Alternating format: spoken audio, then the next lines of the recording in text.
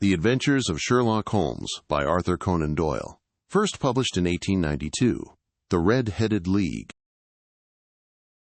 I had called upon my friend, Mr. Sherlock Holmes, one day in the autumn of last year, and found him in deep conversation with a very stout, florid-faced, elderly gentleman with fiery red hair. With an apology for my intrusion, I was about to withdraw when Holmes pulled me abruptly into the room and closed the door behind me. "You could not possibly have come at a better time, my dear Watson," he said cordially.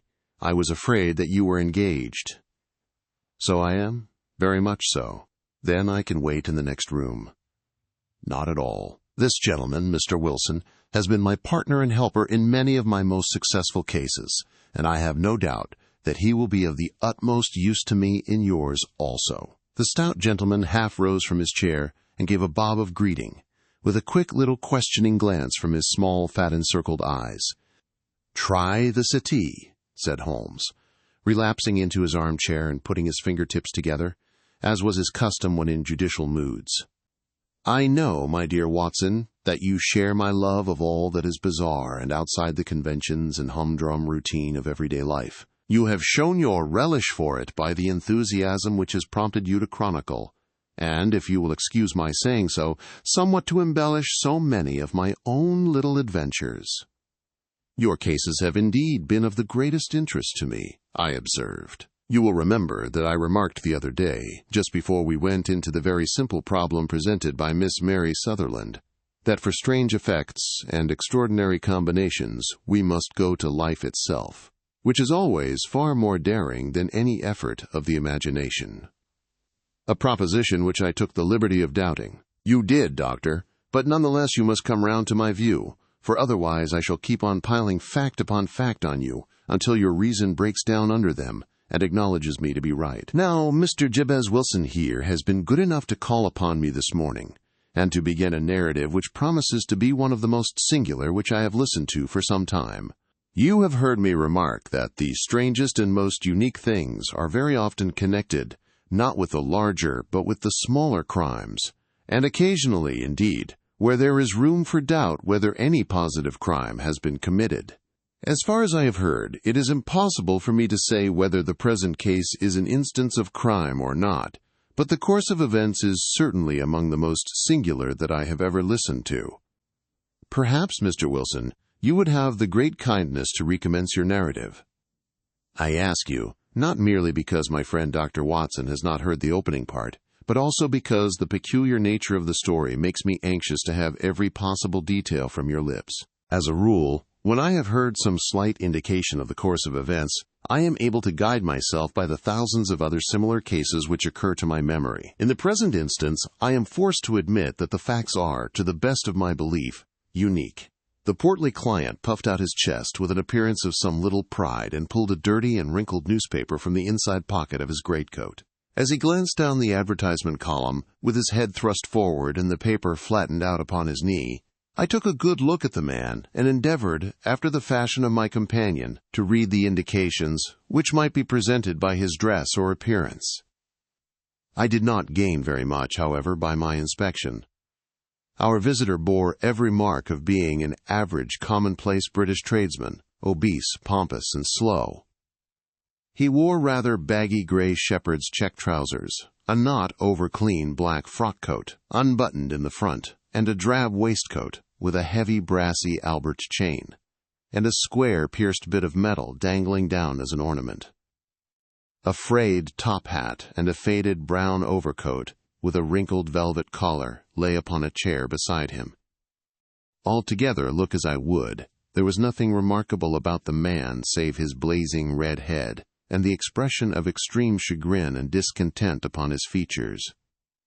Sherlock Holmes' quick eye took in my occupation, and he shook his head with a smile as he noticed my questioning glances. Beyond the obvious facts that he has at some time done manual labor, that he takes snuff, that he is a Freemason, that he has been in China, and that he has done a considerable amount of writing lately, I can deduce nothing else. Mr. Jabez Wilson started up in his chair with his forefinger upon the paper, but his eyes upon my companion.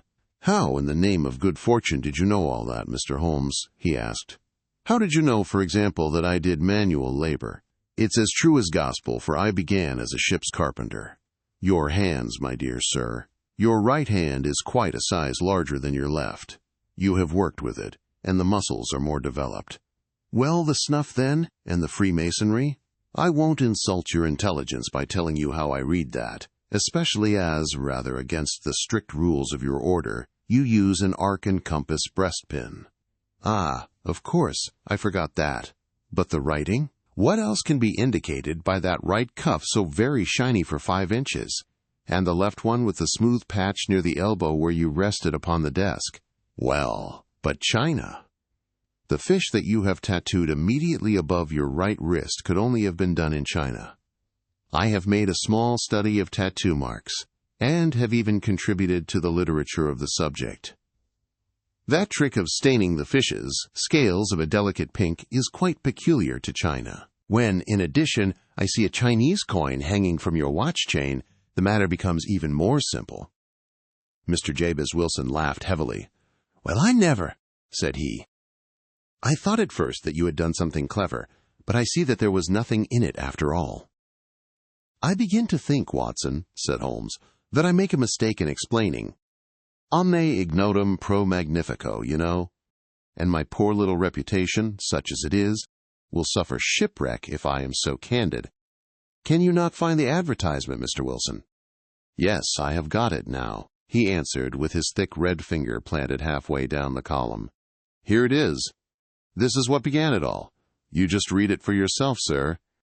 I took the paper from him and read as follows. To the Red-Headed League. On account of the bequest of the late Ezekiah Hopkins, of Lebanon, Pennsylvania, USA, there is now another vacancy open, which entitles a member of the League to a salary of £4 a week for purely nominal services. All red-headed men who are sound in body and mind, and above the age of 21 years, are eligible. Apply in person on Monday at 11 o'clock to Duncan Ross at the offices of the League, 7 Pope's Court, Fleet Street. What on earth does this mean?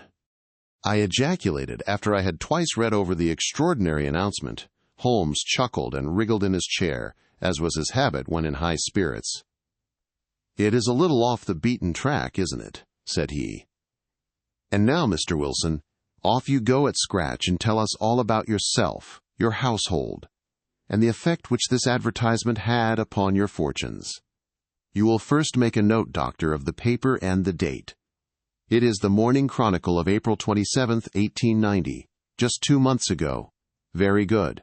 Now, Mr. Wilson? Well, it is just as I have been telling you, Mr. Sherlock Holmes, said Jabez Wilson, mopping his forehead. I have a small pawnbroker's business at Coburg Square near the city. It's not a very large affair, and of late years it has not done more than just give me a living.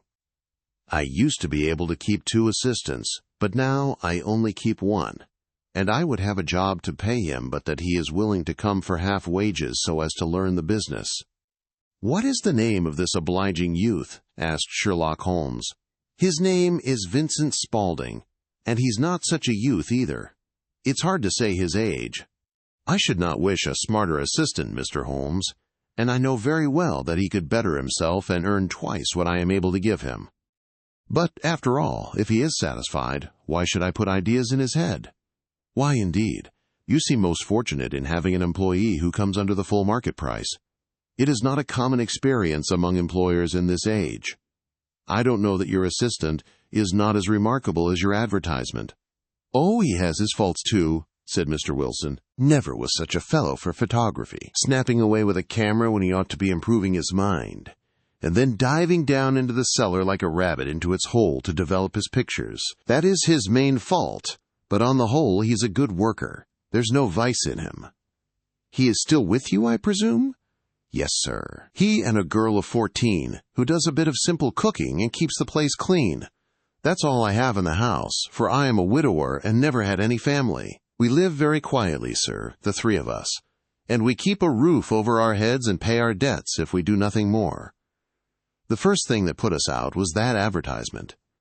Spaulding, he came down into the office just this day, 8 weeks, with this very paper in his hand, and he says, I wish to the Lord, Mr. Wilson, that I was a red-headed man." "Why that?" I asks. "Why," says he, "here's another vacancy on the League of the Red-Headed Men. It's worth quite a little fortune to any man who gets it, and I understand that there are more vacancies than there are men, so that the trustees are at their wits, and what to do with the money. If my hair would only change color, here's a nice little crib all ready for me to step into." "Why, what is it then?" I asked. "You see, Mr. Holmes, I am a very stay-at-home man, and as my business came to me instead of my having to go to it, I was often weeks on end without putting my foot over the doormat. In that way I didn't know much of what was going on outside, and I was always glad of a bit of news." "Have you never heard of the League of the Red-Headed Men?" he asked with his eyes open. "Never." "Why, I wonder at that, for you are eligible yourself for one of the vacancies." "And what are they worth?" I asked. "Oh, merely a couple of hundred a year, but the work is slight, and it need not interfere very much with one's other occupations." Well, you can easily think that made me prick up my ears, for the business has not been over good for some years, and an extra couple of hundred would have been very handy. "Tell me all about it," said I. "Well," said he, showing me the advertisement, "you can see for yourself that the League has a vacancy, and there is the address where you should apply for particulars. As far as I can make out, the League was founded by an American millionaire, Hezekiah Hopkins, who was very peculiar in his ways. He was himself red-headed, and he had a great sympathy for all red-headed men. So when he died, it was found that he had left his enormous fortune in the hands of trustees, with instructions to apply the interest to the providing of easy berths to men whose hair is of that color. From all I hear, it is splendid pay, and very little to do." "But," said I, "there would be millions of red-headed men who would apply." "Not so many as you might think," he answered. "You see, it is really confined to Londoners and to grown men. This American had started from London when he was young, and he wanted to do the old town a good turn. Then, again, I have heard it is no use your applying if your hair is light red, or dark red, or anything but real bright, blazing, fiery red. Now, if you cared to apply, Mr. Wilson, you would just walk in, but perhaps it would hardly be worth your while to put yourself out of the way for the sake of a few £100. Now, it is a fact, gentlemen, as you may see for yourselves, that my hair is of a very full and rich tint, so that it seemed to me that if there was to be any competition in the matter, I stood as good a chance as any man that I had ever met. Vincent Spaulding seemed to know so much about it that I thought he might prove useful, so I just ordered him to put up the shutters for the day and to come right away with me. He was very willing to have a holiday, so we shut the business up and started off for the address that was given us in the advertisement. I never hope to see such a sight as that again, Mr. Holmes. From north, south, east, and west, every man who had a shade of red in his hair had tramped into the city to answer the advertisement. Fleet Street was choked with red-headed folk, and Pope's Court looked like a coster's orange barrow. I should not have thought there were so many in the whole country as were brought together by that single advertisement. Every shade of color they were: straw, lemon, orange, brick, Irish setter, liver, clay. But, as Spaulding said, there were not many who had the real vivid, flame-colored tint. When I saw how many were waiting, I would have given it up in despair, but Spaulding would not hear of it. How he did it I could not imagine, but he pushed and pulled and butted until he got me through the crowd, and right up to the steps which led to the office. There was a double stream upon the stair, some going up in hope, and some coming back dejected, but we wedged in as well as we could, and soon found ourselves in the office. "Your experience has been a most entertaining one," remarked Holmes, as his client paused and refreshed his memory with a huge pinch of snuff. "Pray continue your very interesting statement." "There was nothing in the office but a couple of wooden chairs and a deal table, behind which sat a small man with a head that was even redder than mine. He said a few words to each candidate as he came up, and then he always managed to find some fault in them which would disqualify them. Getting a vacancy did not seem to be such a very easy matter after all. However, when our turn came, the little man was much more favorable to me than to any of the others, and he closed the door as we entered, so that he might have a private word with us. "This is Mr. Jabez Wilson," said my assistant, "and he is willing to fill a vacancy in the League. "And he is admirably suited for it," the other answered. "He has every requirement. I cannot recall when I have seen anything so fine." He took a step backward, cocked his head on one side, and gazed at my hair until I felt quite bashful. Then suddenly he plunged forward, wrung my hand, and congratulated me warmly on my success. "It would be injustice to hesitate," said he. "You will, however, I am sure, excuse me for taking an obvious precaution." With that he seized my hair in both his hands and tugged until I yelled with the pain. "There is water in your eyes," said he as he released me. "I perceive that all is as it should be. But we have to be careful, for we have twice been deceived by wigs and once by paint. I could tell you tales of cobbler's wax which would disgust you with human nature." He stepped over to the window and shouted through it at the top of his voice that the vacancy was filled. A groan of disappointment came up from below, and the folk all trooped away in different directions until there was not a redhead to be seen except my own and that of the manager. "My name," said he, "is Mr. Duncan Ross, and I am myself one of the pensioners upon the fund left by our noble benefactor. Are you a married man, Mr. Wilson? Have you a family?" I answered that I had not. His face fell immediately. "Dear me," he said gravely, "that is very serious indeed. I am sorry to hear you say that." The fund was, of course, for the propagation and spread of the redheads, as well as for their maintenance. "It is exceedingly unfortunate that you should be a bachelor." My face lengthened at this, Mr. Holmes, for I thought that I was not to have the vacancy after all. But after thinking it over for a few minutes, he said that it would be all right. "In the case of another," said he, "the objection might be fatal. But we must stretch a point in favor of a man with such a head of hair as yours. When shall you be able to enter upon your new duties?" "Well, it is a little awkward, for I have a business already," said I. "Oh, never mind about that, Mr. Wilson," said Vincent Spaulding. "I should be able to look after that for you." "What would be the hours?" I asked. 10 to 2. Now, a pawnbroker's business is mostly done of an evening, Mr. Holmes, especially Thursday and Friday evening, which is just before payday, so it would suit me very well to earn a little in the mornings. Besides, I knew that my assistant was a good man, and that he would see to anything that turned up. "That would suit me very well," said I. "And the pay?" "Is £4 a week." "And the work?" "Is purely nominal." "What do you call purely nominal?" "Well, you have to be in the office, or at least in the building, the whole time. If you leave, you forfeit your whole position forever. The will is very clear upon that point. You don't comply with the conditions if you budge from the office during that time. It's only 4 hours a day, and I should not think of leaving," said I.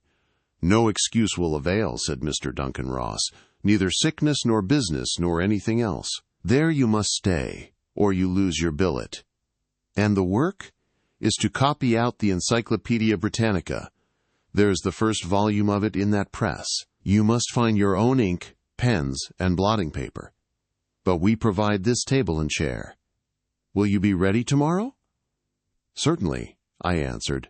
"Then goodbye, Mr. Jabez Wilson, and let me congratulate you once more on the important position which you have been fortunate enough to gain." He bowed me out of the room, and I went home with my assistant, hardly knowing what to say or do. I was so pleased at my own good fortune. Well, I thought over the matter all day, and by evening I was in low spirits again, for I had quite persuaded myself that the whole affair must be some great hoax or fraud, though what its object might be I could not imagine. It seemed altogether past belief that anyone could make such a will, or that they would pay such a sum for doing anything so simple as copying out the Encyclopedia Britannica. Vincent Spaulding did what he could to cheer me up, but by bedtime I had reasoned myself out of the whole thing. However, in the morning I determined to have a look at it anyhow, so I bought a penny bottle of ink, and with a quill pen and 7 sheets of foolscap paper, I started off for Pope's Court. Well, to my surprise and delight, everything was as right as possible. The table was set out ready for me, and Mr. Duncan Ross was there to see that I got fairly to work. He started me off upon the letter A, and then he left me, but he would drop in from time to time to see that all was right with me. At 2 o'clock he bade me good day, complimented me upon the amount that I had written, and locked the door of the office after me. This went on day after day, Mr. Holmes, and on Saturday the manager came in and planked down 4 golden sovereigns for my week's work. It was the same next week, and the same the week after. Every morning I was there at 10, and every afternoon I left at 2. By degrees, Mr. Duncan Ross took to coming in only once of a morning, and then, after a time, he did not come in at all. Still, of course, I never dared to leave the room for an instant, for I was not sure when he might come, and the billet was such a good one, and suited me so well, that I would not risk the loss of it. 8 weeks passed away like this, and I had written about abbots and archery and armor and architecture and Attica, and hoped with diligence that I might get on to the bees before very long. It cost me something in foolscap, and I had pretty nearly filled a shelf with my writings. And then suddenly the whole business came to an end. To an end? Yes, sir. And no later than this morning. I went to my work as usual at 10 o'clock, but the door was shut and locked, with a little square of cardboard hammered onto the middle of the panel with a tack. Here it is, and you can read for yourself. He held up a piece of white cardboard about the size of a sheet of notepaper.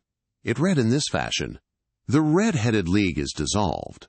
October 9th, 1890. Sherlock Holmes and I surveyed this curt announcement and the rueful face behind it, until the comical side of the affair so completely overtopped every other consideration that we both burst out into a roar of laughter. I cannot see that there is anything very funny," cried our client, flushing up to the roots of his flaming head. "If you can do nothing better than laugh at me, I can go elsewhere." "No, no," cried Holmes, shoving him back into the chair from which he had half risen. "I really wouldn't miss your case for the world. It is most refreshingly unusual, but there is, if you will excuse my saying so, something just a little funny about it. Pray, what steps did you take when you found the card upon the door?" "I was staggered, sir. I did not know what to do. Then I called at the offices round, but none of them seemed to know anything about it. Finally, I went to the landlord, who is an accountant living on the ground floor, and I asked him if he could tell me what had become of the Red-Headed League. He said that he had never heard of any such body. Then I asked him who Mr. Duncan Ross was. He answered that the name was new to him. "Well," said I, "the gentleman at number 4. "What, the red-headed man?" "Yes." "Oh," said he, "his name was William Morris. He was a solicitor, and was using my room as a temporary convenience until his new premises were ready. He moved out yesterday." "Where could I find him?" "Oh, at his new offices. He did tell me the address. Yes, 17 King Edward Street, near St. Paul's." I started off, Mr. Holmes, but when I got to that address, it was a manufactory of artificial kneecaps, and no one in it had ever heard of either Mr. William Morris or Mr. Duncan Ross. "And what did you do then?" asked Holmes. "I went home to Saxe-Coburg Square, and I took the advice of my assistant. But he could not help me in any way. He could only say that if I waited, I should hear by post. But that was not quite good enough, Mr. Holmes. I did not wish to lose such a place without a struggle.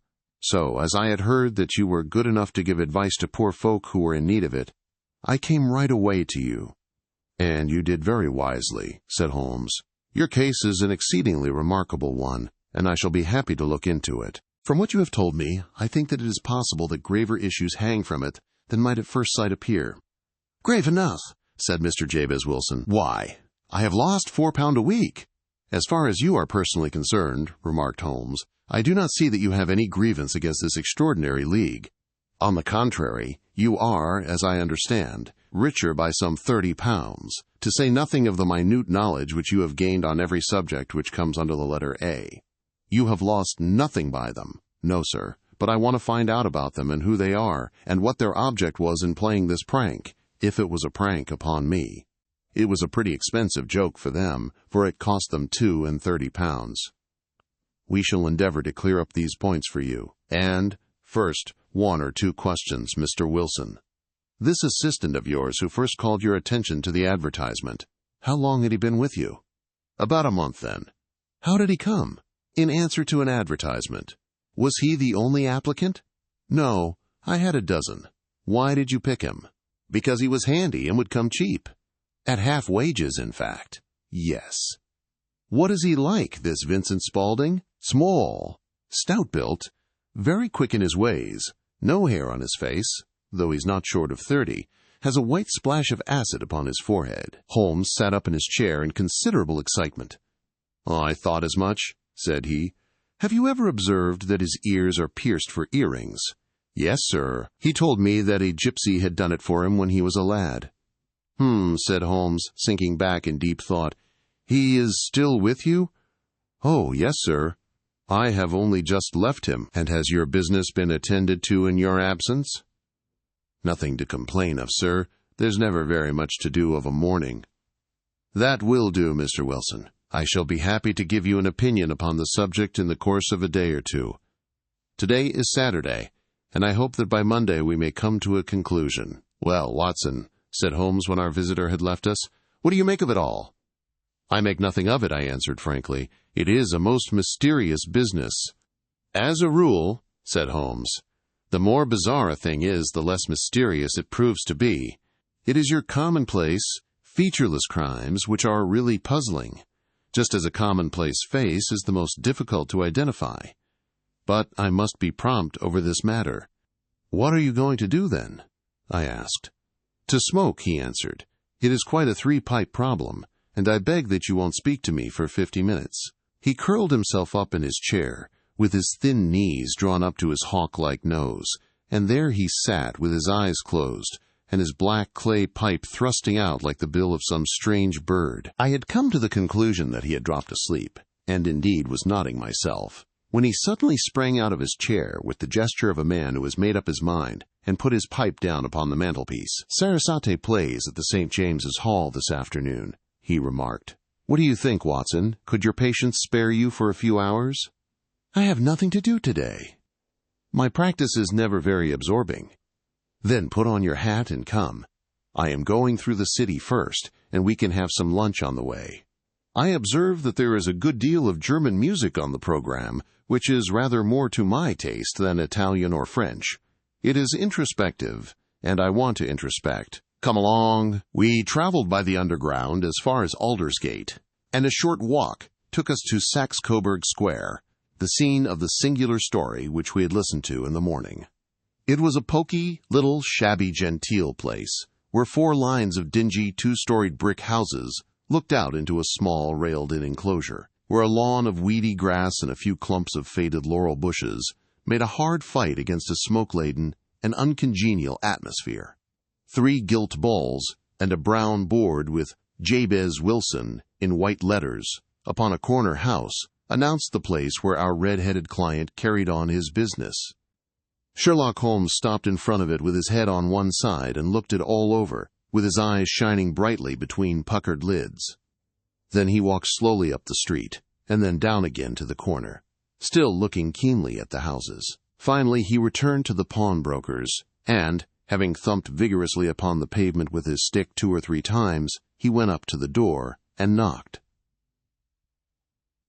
It was instantly opened by a bright-looking, clean-shaven young fellow, who asked him to step in. "Thank you," said Holmes. "I only wish to ask you how you would go from here to the Strand." "3rd right, 4th left," answered the assistant promptly, closing the door. "Smart fellow, that," observed Holmes as we walked away. "He is, in my judgment, the 4th smartest man in London, and for daring I am not sure that he has not a claim to be 3rd. I have known something of him before." "Evidently," said I, "Mr. Wilson's assistant counts for a good deal in this mystery of the Red-Headed League. I am sure that you inquired your way merely in order that you might see him." "Not him." "What then?" "The knees of his trousers." "And what did you see?" "What I expected to see." "Why did you beat the pavement?" "My dear doctor, this is a time for observation, not for talk. We are spies in an enemy's country. We know something of Saxe-Coburg Square. Let us now explore the parts which lie behind it." The road in which we found ourselves as we turned round the corner from the retired Saxe-Coburg Square presented as great a contrast to it as the front of a picture does to the back. It was one of the main arteries which conveyed the traffic of the city to the north and west. The roadway was blocked with the immense stream of commerce flowing in a double tide inward and outward. while the footpaths were black with a hurrying swarm of pedestrians. It was difficult to realize, as we looked at the line of fine shops and stately business premises, that they really abutted on the other side upon the faded and stagnant square which we had just quitted. "Let me see," said Holmes, standing at the corner and glancing along the line. "I should like just to remember the order of the houses here. It is a hobby of mine to have an exact knowledge of London. There is Mortimer's, the tobacconist, the little newspaper shop, the Coburg branch of the City and Suburban Bank, the vegetarian restaurant, and McFarland's carriage-building depot. That carries us right on to the other block. And now, Doctor, we've done our work, so it's time we had some play. A sandwich and a cup of coffee, and then off to Violin Land, where all is sweetness and delicacy and harmony, and there are no red-headed clients to vex us with their conundrums." My friend was an enthusiastic musician, being himself not only a very capable performer, but a composer of no ordinary merit. All the afternoon he sat in the stalls, wrapped in the most perfect happiness, gently waving his long, thin fingers in time to the music, while his gently smiling face and his languid, dreamy eyes were as unlike those of Holmes the sleuth-hound, Holmes the relentless, keen-witted, ready-handed criminal agent, as it was possible to conceive.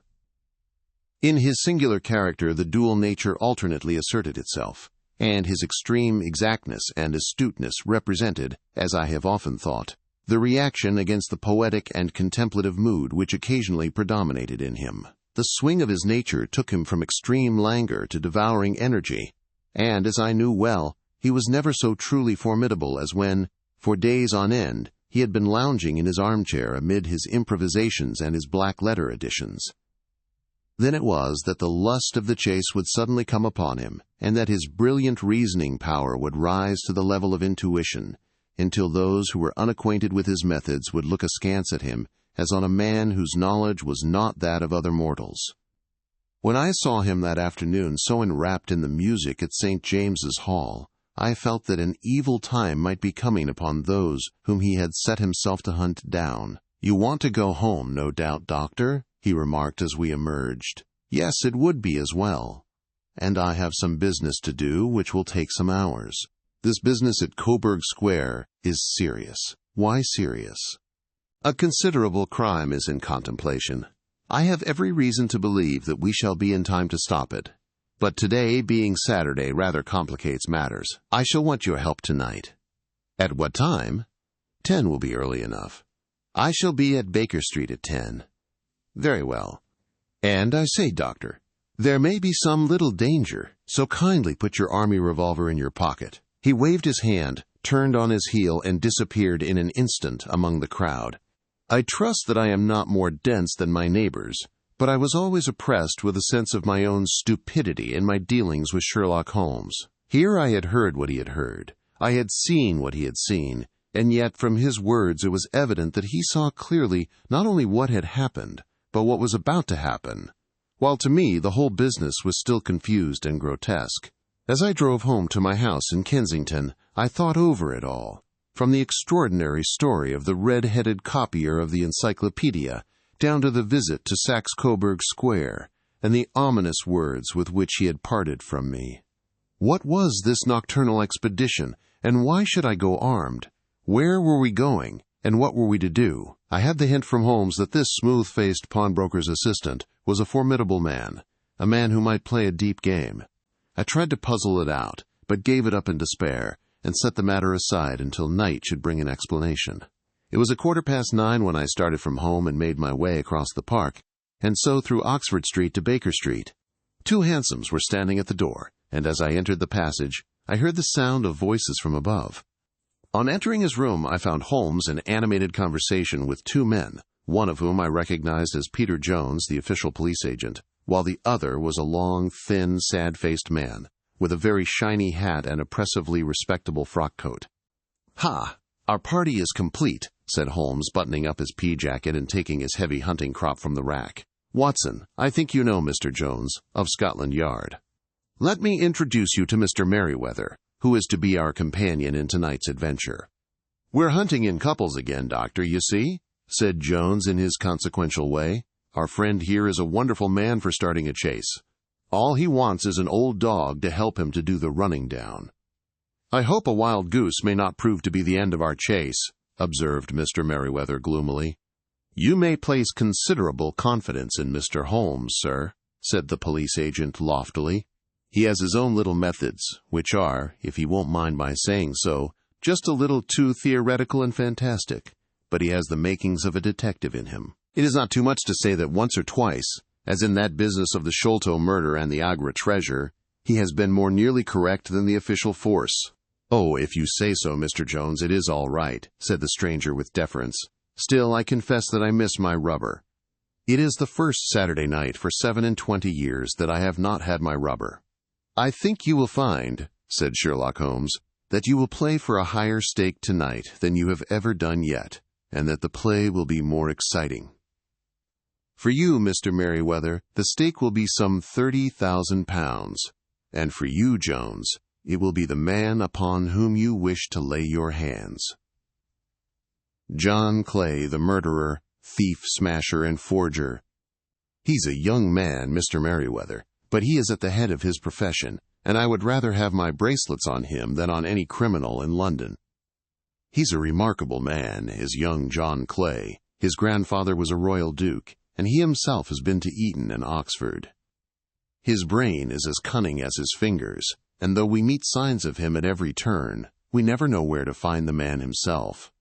He'll crack a crib in Scotland one week and be raising money to build an orphanage in Cornwall the next. I've been on his track for years and have never set eyes on him yet. I hope that I may have the pleasure of introducing you tonight.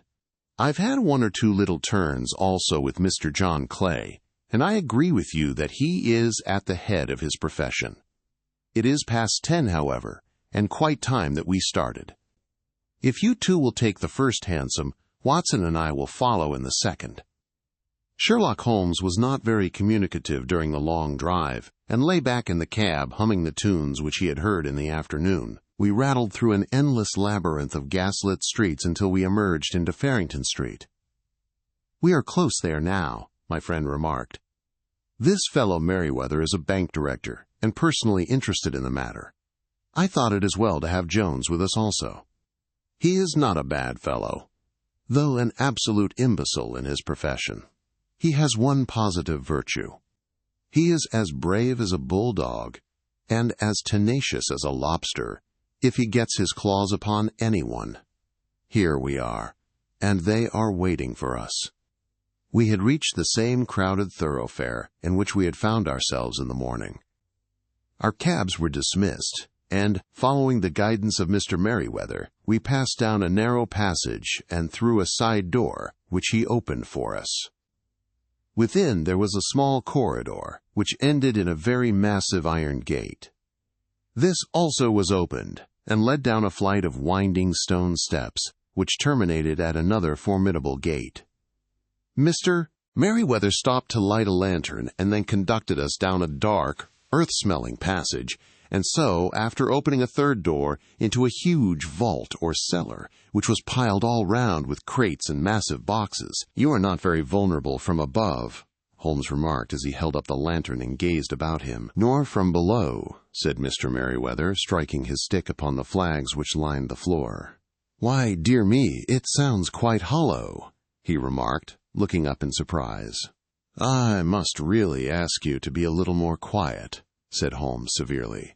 "You have already imperiled the whole success of our expedition.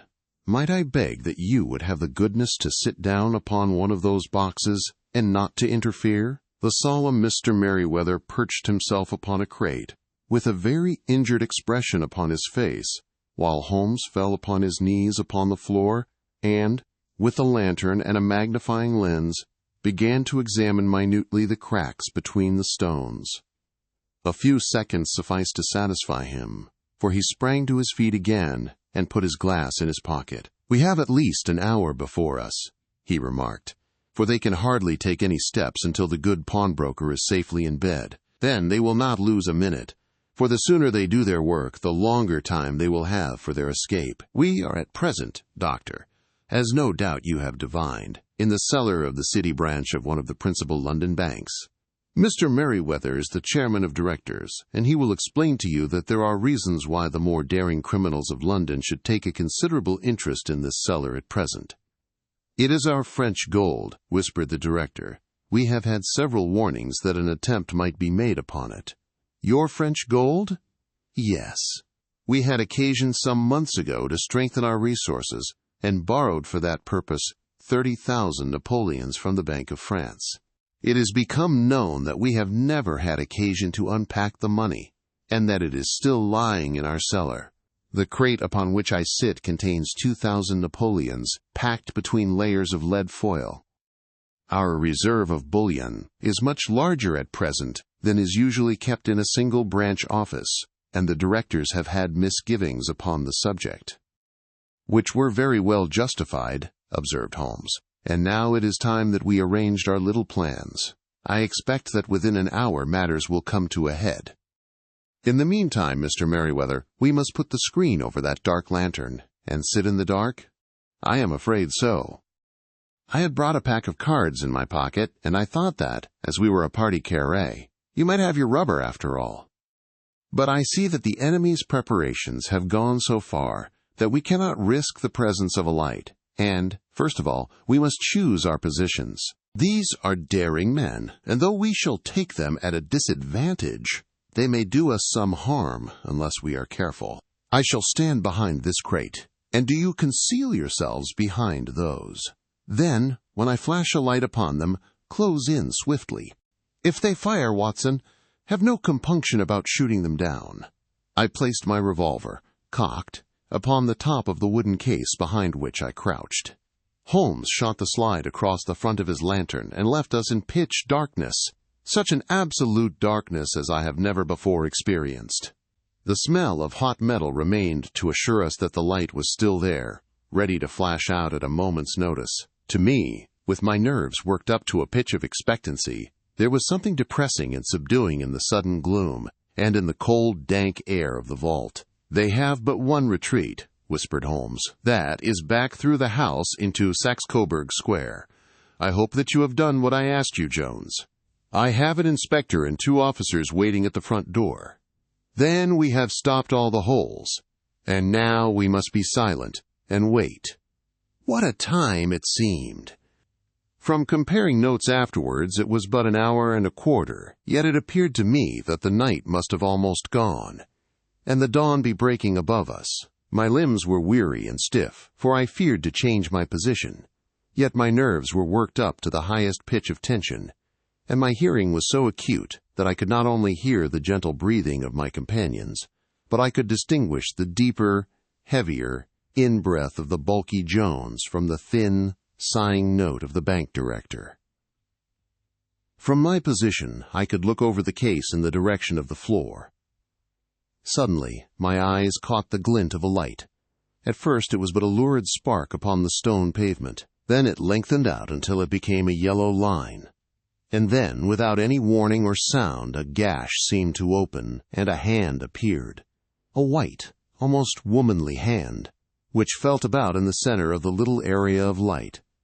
For a minute or more, the hand, with its writhing fingers, protruded out of the floor. Then it was withdrawn as suddenly as it appeared, and all was dark again, save the single lurid spark which marked a chink between the stones. Its disappearance, however, was but momentary. With a rending, tearing sound, one of the broad, white stones turned over upon its side, and left a square, gaping hole, through which streamed the light of a lantern. Over the edge there peeped a clean-cut, boyish face, which looked keenly about it, and then, with a hand on either side of the aperture, drew itself shoulder-high and waist-high until one knee rested upon the edge. In another instant he stood at the side of the hole and was hauling after him a companion, lithe and small like himself, with a pale face and a shock of very red hair. "It's all clear," he whispered. "Have you the chisel and the bags? Great Scott! Jump, Archie, jump, and I'll swing for it." Sherlock Holmes had sprung out and seized the intruder by the collar. The other dived down the hole, and I heard the sound of rending cloth as Jones clutched at his skirts. The light flashed upon the barrel of a revolver, But Holmes' hunting crop came down on the man's wrist, and the pistol clinked upon the stone floor. "It's no use, John Clay," said Holmes blandly. "You have no chance at all." "So I see," the other answered with the utmost coolness. "I fancy that my pal is all right, though I see you have got his coat-tails." "There are 3 men waiting for him at the door," said Holmes. "Oh, indeed. You seem to have done the thing very completely. I must compliment you." "And I you," Holmes answered. "Your red-headed idea was very new and effective." "You'll see your pal again presently," said Jones. "He's quicker at climbing down holes than I am. Just hold out while I fix the derbies." "I beg that you will not touch me with your filthy hands," remarked our prisoner as the handcuffs clattered upon his wrists. "You may not be aware that I have royal blood in my veins. Have the goodness also, when you address me, always to say, 'Sir,' and 'please.'" "All right," said Jones with a stare and a snigger. "Well, would you please, sir, march upstairs where we can get a cab to carry your highness to the police station?" "That is better," said John Clay serenely. He made a sweeping bow to the 3 of us and walked quietly off in the custody of the detective. "Really, Mr. Holmes," said Mr. Merriweather as we followed them from the cellar, "I do not know how the bank can thank you or repay you. There is no doubt that you have detected and defeated in the most complete manner one of the most determined attempts at bank robbery that have ever come within my experience." "I have had 1 or 2 little scores of my own to settle with Mr. John Clay," said Holmes. "I have been at some small expense over this matter, which I shall expect the bank to refund.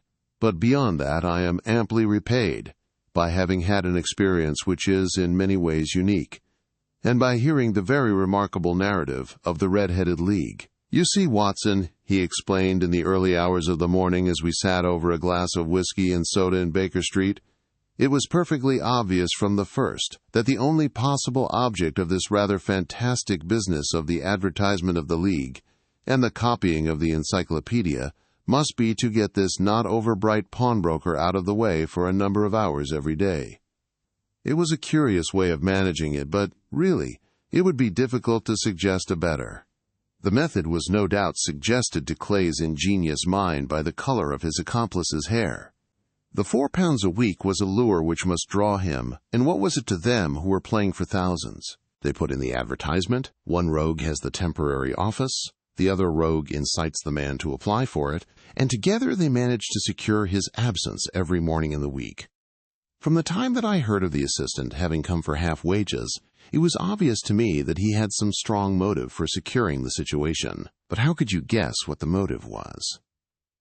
Had there been women in the house, I should have suspected a mere vulgar intrigue. That, however, was out of the question. The man's business was a small one, and there was nothing in his house which could account for such elaborate preparations, and such an expenditure as they were at. It must, then, be something out of the house. What could it be? I thought of the assistant's fondness for photography, and his trick of vanishing into the cellar. The cellar! There was the end of this tangled clue. Then I made inquiries as to this mysterious assistant, and found that I had to deal with one of the coolest and most daring criminals in London. He was doing something in the cellar, something which took many hours a day for months on end. What could it be once more? I could think of nothing save that he was running a tunnel to some other building. So far I had got when we went to visit the scene of action. I surprised you by beating upon the pavement with my stick. I was ascertaining whether the cellar stretched out in front or behind. It was not in front. Then I rang the bell, and, as I hoped, the assistant answered it. We have had some skirmishes, but we had never set eyes upon each other before. I hardly looked at his face. His knees were what I wished to see. You must yourself have remarked how worn, wrinkled, and stained they were. They spoke of those hours of burrowing. The only remaining point was what they were burrowing for. I walked round the corner, saw the City and Suburban Bank abutted on our friend's premises, and felt that I had solved my problem. When you drove home after the concert, I called upon Scotland Yard and upon the chairman of the bank directors, with the result that you have seen. And how could you tell that they would make their attempt tonight? I asked. Well, when they closed their league offices, that was a sign that they cared no longer about Mr. Jabez Wilson's presence. In other words, that they had completed their tunnel, but it was essential that they should use it soon, as it might be discovered, or the bullion might be removed. Saturday would suit them better than any other day, as it would give them 2 days for their escape. For all these reasons, I expected them to come tonight. "You reasoned it out beautifully," I exclaimed in unfeigned admiration. "It is so long a chain, and yet every link rings true." "It saved me from ennui," he answered, yawning. "Alas, I already feel it closing in upon me. My life is spent in one long effort to escape from the commonplaces of existence. These little problems help me to do so." "And you are a benefactor of the race," said I. He shrugged his shoulders. "Well, perhaps, after all, it is of some little use," he remarked. "L'homme c'est rien. Œuvre c'est tout," as Gustave Flaubert wrote to George Sand.